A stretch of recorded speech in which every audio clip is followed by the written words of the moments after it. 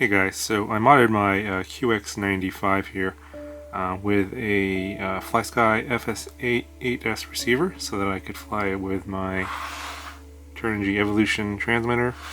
And if you guys know from a while back, I think it was a couple months back, I reviewed the QX95 and I could not get it to fly and stay in the air for very long because the built-in receiver that was on this all-in-one board had some sort of fault in it, and I wasn't really sure what was going on. It would just drop out of the sky for no reason after a few seconds, 30 seconds or less. So I wasn't able to really fully review it, and so I set it aside and I thought, well, okay, I'll figure out something to fix this later. And ultimately I came up with this solution where I put the A8S receiver in there, and it was actually pretty easy to do. All I did was I took off the LED bar in the back, and it came with a connector. Actually, it was a 3-pin connector that soldered onto the board over here on the side. And then all I did was I changed the signal pin from the 3rd pin next to the power to the 4th pin, and that is actually the receive pin on UART1. And then that would let me use the A8S receiver in serial mode and using iBus. And at first I wasn't sure that I could do this because I wasn't sure if the receiver that was on board would conflict with it or not. And it turned out that it's not a problem because the onboard receiver is a PPM receiver and does not use any of the UARTs, so the UART1 was available to use for the A8S. Now once you swap the signal wire over to the receive pin on UART1, which is the 4th pin here, you do need to make a swap on the connector itself.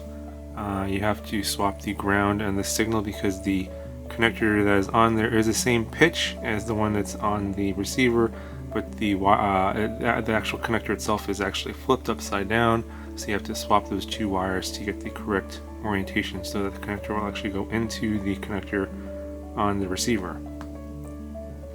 So once you do that, it's easy to just plug it in and then bind it up to your Turnigy Evolution, and then make sure you go into Betaflight Configurator or CleanFlight Configurator. You have to enable a UART1 for this receiver.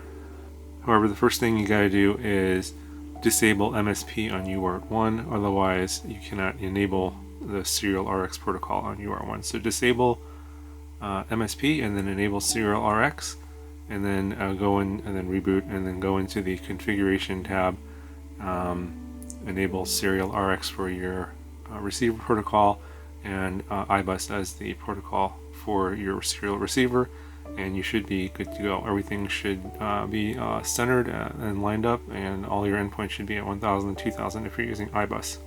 And that's pretty much it, guys. It's very easy to do. You can definitely do this on a lot of the other micros, especially any of the ones that use the same board with the built-in FlySky receiver.